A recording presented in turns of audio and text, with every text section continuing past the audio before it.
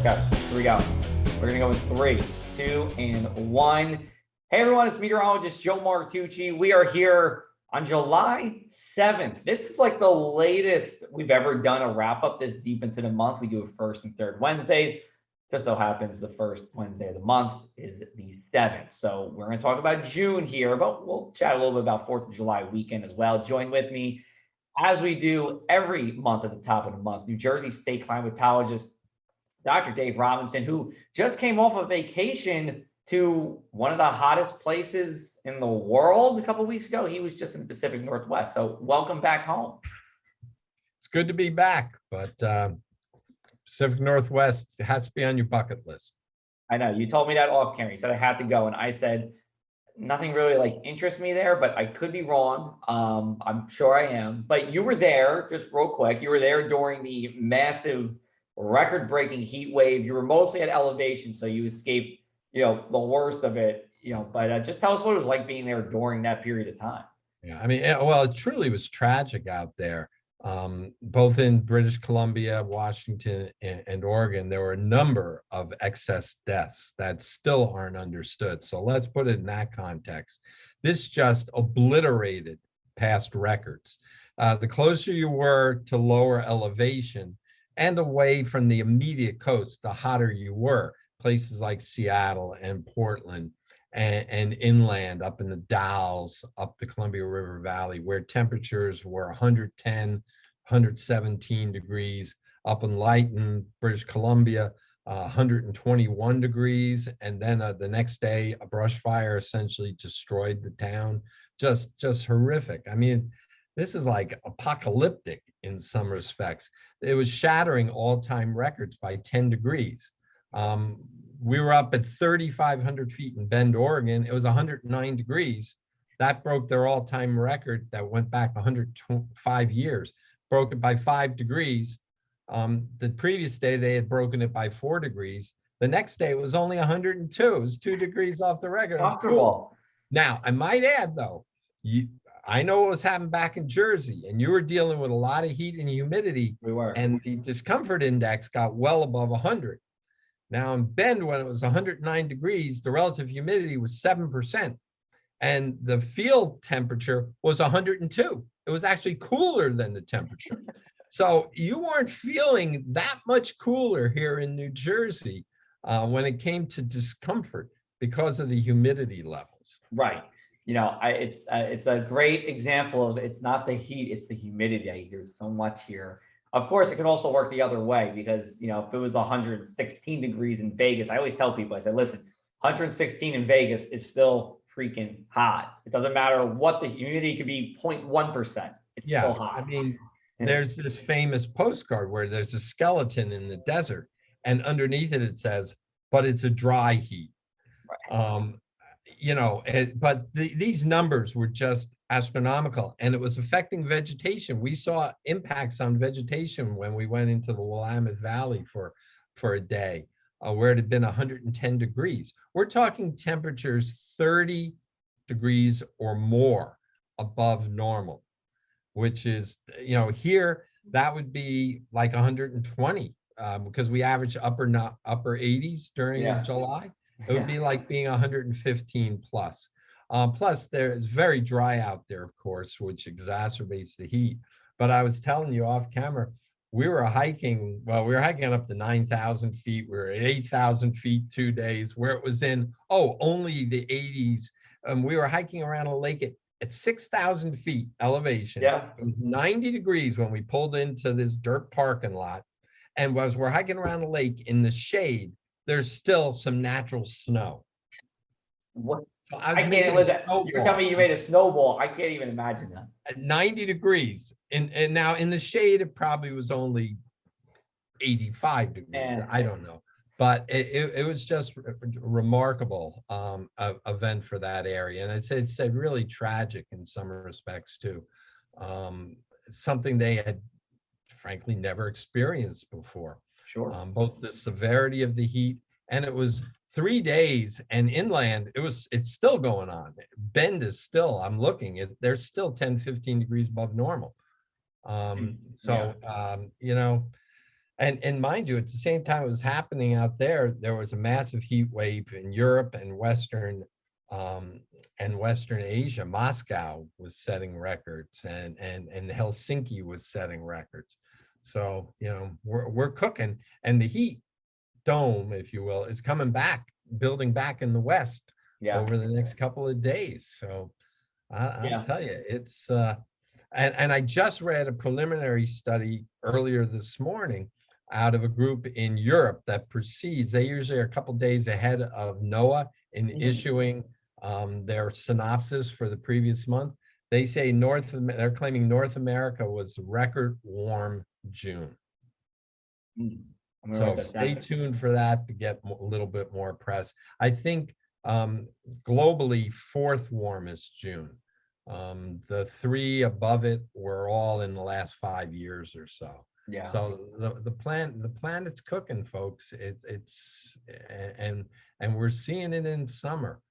And it's worrisome for a number of areas of the globe. I want to ask you two questions about this, then we'll jump into New Jersey. First question is, is it fair to attribute a percentage of this to human-induced climate change? But then two, on a slightly lighter note, in British Columbia, they broke the Canadian all-time record 3 days in a row. Just how incredible is that? Like, is that one of the most incredible weather feats in recorded history? Like, or it might even be the most incredible weather feat. I'm not sure. It's just crazy. That's a great point, Joe, because an all-time record is unusual, and they shattered the all-time Canadian record, which I can't remember. It was 110. It was above 110. It was out on the prairie. And here you were in a valley, a very well-known warm spot, an inland valley with downsloping, and it's been very dry there. Yeah. So it's not unusual that it happened in Layton, but the magnitude of it was astounding. I mean, their all-time record high now exceeds the all-time record high of Las Vegas. It was How about that? A little food for thought for everybody. the warmest on record globally, on record, north of 45 degrees latitude, which bisects Oregon 45 degrees. Mhm. So you're up in Layton, it's even higher. So just, yeah, if you're a weather geek, a record geek, this one was one of the all-time greatest weather records, I think you Yeah. could say. I was explaining to people, I said, it's like, Will Chamberlain scored 100 points in a basketball game. Well, it would be like if he scored 101 the next day, then 102 the day after. Like you would still be talking about it. So, I mean, I don't know if climate records are as popular as basketball, but this is something I think if you like weather or you're interested in weather, you could talk about this for the rest of your life. Yeah, yeah, it was truly that extraordinary. Now, in terms of the climate change aspect to it, there are actually some papers I've heard are going to be coming out very quickly on attribution studies. This is a burgeoning area of climate research, goes back 10, 15 years, sophisticated mathematics, and they look for attribution. Each year, the American Meteorological Society publishes something that looks at the previous year's extremes and tries to attribute them to natural causes, to anthropogenic, human-induced causes, and even look at percentages of such. And so I can't say yet with great certainty, but I can say with next to great certainty, they're going to find that both the extreme nature of the temperature and perhaps even the duration. So we're talking about two things: the extreme temperatures and the duration of the extreme temperatures. I think they'll find that there's very little chance that this could have occurred without a human amplification. It's Yeah. not as if the Pacific Northwest wouldn't have been under a heat ridge last week, maybe for a day or two, were we not roaming the planet. But because of the human activities, we're making things stronger, more extreme, and sometimes lasting longer, and sometimes occurring in unusual locations. So I'm quite confident we're going to find that there is a human factor not a be all and end all. That's Right. the tricky thing about weather and climate. We know how variable it is naturally, but it's this amplification. It's the climate on steroids, as one of your former professors would brought up in terms of this is Professor Tony Broccoli at Rutgers. Yeah. He coined the idea that someone hits 70 home runs and they're on steroids. Which ones of those home runs wouldn't have been a home run? Right. Clearly, this is a power hitter, Right. but which ones made it over the fence because of the steroids as opposed to not being on them? And Right. that's what, it's a rough analogy. It's kind of what we're looking Yeah. at. One of my former It skews professors, the curve of temperatures, right? It skews it yeah, warmer. So, yeah, it has a greater chance. Sure. one of my former professors, Jim Hansen, Columbia University, brought and NASA brought brought to Congress in the late 80s.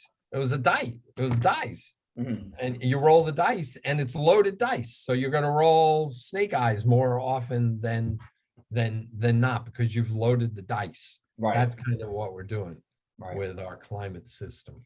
And I'm sorry, I'm breaking news for anybody listening to this on Wednesday. New Jersey's now in a tropical storm watch for Elsa. Just came across. So Not surprised, not surprised yeah. with that. Now, some of you are probably going to listen to this after Elsa comes, so we won't go into any crazy predictions or anything. But tropical storm watch is in effect. I would imagine there's going to be a warning on sometime early Thursday for this. And I'm going to say overall, we had 2 tropical storms last year, so we're not we're accustomed to it. We'll see. It's going to go on, depend on the track of the low pressure system as it does. We want to stay on the western side of that because it looks like most of the rain and, of course, the wind are going to be on the east side of that. So we'll. Yeah, I mean, look at last summer. I mean, ECASIS was too strong. Yeah. Fay in a couple areas, Southwest Jersey, was a little too wet. Yep. But ultimately, look at the National Drought Monitor. New England was in drought last summer. Yeah. New Jersey wasn't. And it's because of those 2 storms. And there are a couple others that brushed us with some rain. So these storms, if they are well behaved, can bring some beneficial rain to New Jersey for our groundwater, our reservoirs, our crops, our gardens. So let's hope this is a well-behaved couple of inches, Yeah. in 6-12 hours, and we'll welcome that rain. Yeah. Hopefully so. We'll take the rain. And Isaias, we should say, along the coast, we didn't get a lot of rain from Isaias. We got less than a half inch. Most of the rain was on the west side of the storm, but we were on the east side where you see the strongest wind. So, these storms all act a little bit differently is my point. And, it looks like, thankfully, most of this, depending on if we're on the west side of the storm, we're not going to get the same wind or the same rain with this, but we will see, as we go forward. Let's take a break right here. Good time to break. We'll come back and it's all Jersey the rest of the way, I promise. We'll talk about June. This is the Something in the Air podcast. All right, everyone, we're back. It's the Something in the Air podcast. We are recapping the month of June. We are here with New Jersey State Climatologist and birthday buddy, May 13th birthday buddy, in case anybody's keeping score, Dr. Dave Robinson. So let's talk all about Jersey here because we talked about everything else in the first half. We were talking about your worldly experiences, but let's bring it back home. I think when I think of June, I think of the 2 heat waves that we had here in our corner of the state. I also think about just how awful Memorial Day weekend still was and how our weekends kind of recovered after that point, the all important shore weekends. So let's start off with the temperatures. So we had our 2 heat waves. Did we wind up above average in the area? Did we wind up below average? And, could you put those heat waves in context for us? Yeah, it was a real, I'm writing the narrative a little bit late for June. I'm calling it hit or miss. I'm thinking more for the month. I'm thinking more in terms of precipitation, which varied a lot locally. But even in terms of temperature, we were up, we were down, we were up, we were down. We had a 34-degree morning on the 17th up in Walpack, up in the valley in Northwest Jersey, 37. Yet we hit the century mark. the last day of the month in Jersey, at our station in Jersey City. So looking down your way, Atlantic City was a little bit, I think 1.3 degrees above average. It's a little cooler along the coast. The marina only came in, I think, a half degree above and never hit 90. No, we did not. We had a bunch of sea breezes kept rolling in each day, and it kept it cool. That really helped. But statewide, and we're still, the National Centers for Environmental Information, but very slow this month getting numbers out because of the holiday. But tentatively, the last values they put out yesterday, and the finals will be today, are ranking, I think it was 1.8 degrees above the 1991 to 2020 mean, 3 degrees above the last century's mean. It'll be tied for the 8th warmest June on record. So that last heat wave snuck up on us and popped us into the top 10. We had been running around 20th, 25th warmest before that. So, I'm not saying we're used to it, but some places of the state have already over a dozen days over 90 for the year. Mm-hmm. And the long-term averages in a lot of areas is in the upper teens. Yeah. So, and we've already hit some 90-degree days in July. So, these warm summers are becoming more and more normal. And remember, in summer, we don't have a large range in temperature like we do in the winter, between months and between years in winters. It's kind of close. So if you're 2 degrees above normal, that's pretty impressive anomaly. And so if we're raising temperatures, we talked about in the first segment, by a degree or two to make all-time records out west or whatever, there was even more than a degree or two. That's enough to push you above 90 more often. That's enough to push you into the top 25% and occasionally into the top 10. Just those couple of degrees. And you may say, well, it's just a couple of degrees, but don't we all notice it in the summer? If it's a month 2 degrees above normal, 2 degrees below, you're going to have people say this was really a warm month, or boy, this was a pleasant change for a summer month. Mm-hmm. We don't get many of those pleasants any longer. When was the last time we had a below average June? Was it recently? I have to look back at it, but we're lying. I think I looked of the top 16 because there's a tie for 15th. I looked at the top 16 June temperatures, and 7 of the top 16 have been since 2005. And we have records going back to 1895. That's where you have to put it in that context. So half of the top 16 almost of the last 127 years have occurred in the last 15, 16 years. So it's just going off the charts when it comes to that added warmth. Right. Putting your finger on the climate scale is what's happening with, not every year, like you said, but overall, it's juicing up the atmosphere and juicing up our, land for potential for warmer temperatures. And, listen, if you're sitting in your air conditioning all day, you work in the air conditioning, maybe it's not the biggest impact on you, but there are, if you're working outside, if you're going to be out in the heat, you don't want those 90-degree days, 15 times, 15 times a month, you would like to limit that as much as possible.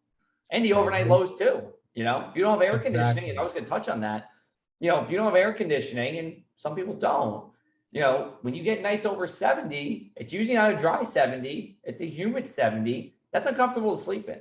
Yeah. And that last heat wave in June, I think out of our 64 stations on 2 nights, almost about 60 of them stayed above 70, between 70 and 78. That cool station up in Walpack, they got down to 65 or 66.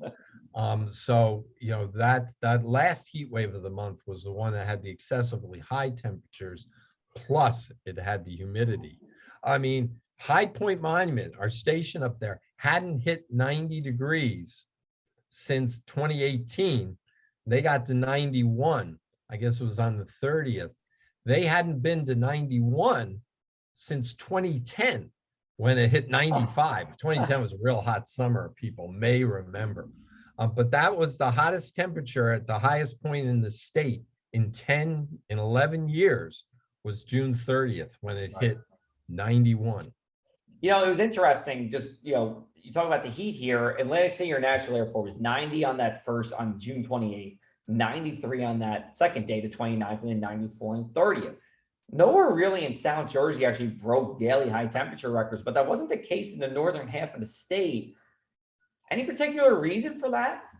Yeah, I mean, it's some of it's wind flow. We have, if you get northwesterly winds, there's some what's called downsloping. It comes off the Poconos, it comes off the highlands, and that air compresses a little as it comes down. And that can give you warmer temperatures up in the north. One thing that maybe is involved is it was drier in June up north.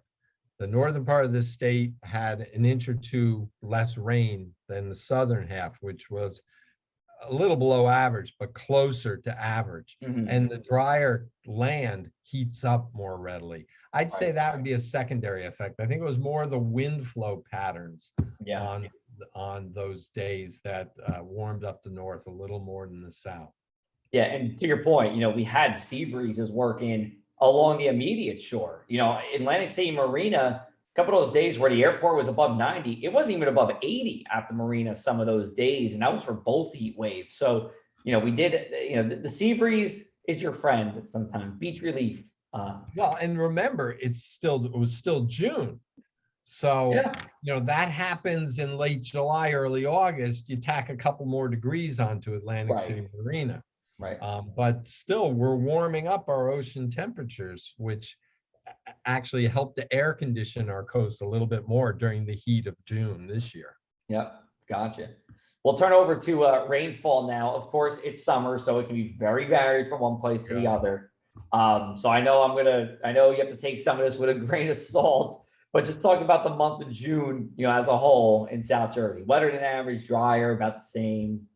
It was drier than average overall, although not as much as up north, and not, you know, anywhere near top 20% or anything like that. But as I mentioned earlier, it's this hit or miss type of pattern that we often see. But oftentimes the hit or misses on different days of the month kind of average out. Yeah. But here it was, you got hit a couple times during the month or you missed a couple times, because every one of the counties we talk about, Atlantic County, for instance, looking at our CoCoRaHS observers, the wettest spot was Folsom at 6.08 inches. That's above normal by a couple of inches. Sure. The driest spot was Galloway at 3.28. So almost half of what Folsom got. But it's even more pronounced when you go down to Cape May, where Woodbine had 4.53 inches. But not too far away, Dennis Township only had 2.13. So there's more than a factor of two difference. And then up in Ocean County, Stafford Township had 4.78, wettest spot in Ocean County, and Pine Beach, not that far away, 2.21. So again, more than a factor of two. So very, you know, as I said, sometimes those storms that hit or miss over the course of the month even out geographically. Yeah. Not in June. Where it wanted to rain, it rained. Where it didn't want to rain, it didn't rain. Yeah, it was, and you know, just working in Pleasantville, you know, we had days where thunderstorms were flaring up just around us, but you know, you had nothing there. And you always get the question from, you know, people I work with, is it gonna rain at my house at 7 o'clock? And I'm like, I have no idea. I have no idea. I mean, there will be storms. If you told me, are there going to be storms in Atlantic County? I'd say, yes, of course. But it's just the nature of these thunderstorms, right? Anytime you get into thunderstorm season, unless it's aligned with a cold front, and even then it can sometimes be, you know, scattered, but it's just hard to pinpoint where these are going to be until they're already forming and moving. Then I could tell you. But, you know, people want their answers ahead of time. I understand that. It's something we in the weather modeling community, in the meteorology community, you know, I'm sure we'll get even better over time, but it's tough to tell you what's going to happen even 5 hours from now on a thunderstorm day. Yeah, you're never going to get it perfectly. You know, up in central Jersey last night. I could see that line coming through, but there were little breaks in it. And I'm like, are we going to get the heaviest part or not? And I ended up with 1.43 inches, whereas someone else in my community, a half mile away, just to the north, had 1.21. He had 0.2 of an inch less. And he's Yeah. within half a mile. But those storms, as you say, you can sometimes do nowcasting, see that line come through. But last night they kept reforming. Yeah. A little bit of training, not a classic training event. And what I thought might only be a quarter or half an inch of rain proved to be well over an inch when all was said and done. So yeah, I mean, no knock on the meteorologic community at all. We just can't get to that kind of detail. And I think I agree with you. It's going to get better, but you're never going to be able to tell someone well in advance, cancel the picnic. Yeah. Yeah. Don't, You gotta don't say, start the listen, ball game. yeah, you don't want to do that. And I've gotten calls, shout out Ventnor Special Events. They've called me a couple of times. Hey, should we cancel? Should we cancel for this? And you just have to word it nicely. I mean, it's like one of those things where, like, if you can tolerate the risk for rain, keep it. If you can't, you have to cancel it, but you might cancel at the risk of it just being partly sunny, so Yeah. challenges of weather. But let's, That's, oh, go ahead, I'm sorry. no, it's summer in Jersey. That Summer in is Jersey. summer in Jersey. That's it. Let's wrap it up. We have another minute here. Was there anything you wanted to touch upon for a couple of seconds that we missed out on? And if not, just tell us what's going on with the Climate Center and where we can find more information. Yeah, well, we do have a new station that's almost all the way installed, Little Egg Harbor Township, going out through the salt marsh to the Rutgers Marine Science Center. We don't have the anemometer there yet. We have to get a lift to put it on the tower, but you can go online and find that station's temperature, humidity, precipitation. So it fills a nice gap between Atlantic City Marina Station and Harvey Cedars. And we're always looking to install more and even better equipment. This is real good equipment at this station along the coast. So I bring that to everyone's attention. Yeah. Other than that, we're still, we're going to have to deal with a lightning strike out in Hopewell Township last night that fried the thermometer unit, but fortunately nothing else. So we have those things to deal with in the summer as we're mowing the grass around the stations. Sometimes our hosts do it. Sometimes we have to. We have to look out for the lightning threats. Never a dull moment. So njweather.org. If you want to look at the longer term climate side of things, njclimate.org. All right. And don't forget Kokoraz. Nothing better than Kokoraz during the summer with this hit or miss type of rain to fill in those holes that our electronic network of 64 stations can't do. We're getting 250 plus Kokoraz observations a day, which is just incredibly wonderful. And kudos to those listening who are Kokoraz contributors. To those who aren't, join us. That's right. It's kokoraz.org, or if you just type in Martucci Robinson Kokoraz, you'll see an article about it. You can check that out too. I'm in Kokoraz timeout because I committed a Kokoraz foul, which we won't get into because it might put some shame on me as a meteorologist. But let's just say eventually it will be up and running. We'll you get a pass because you promote the network. So okay, all right, good. You got a free get out of jail. I gotta get out of jail free card. All right, good. I have to move my rain gauge. That is the situation. But a little too close to the building.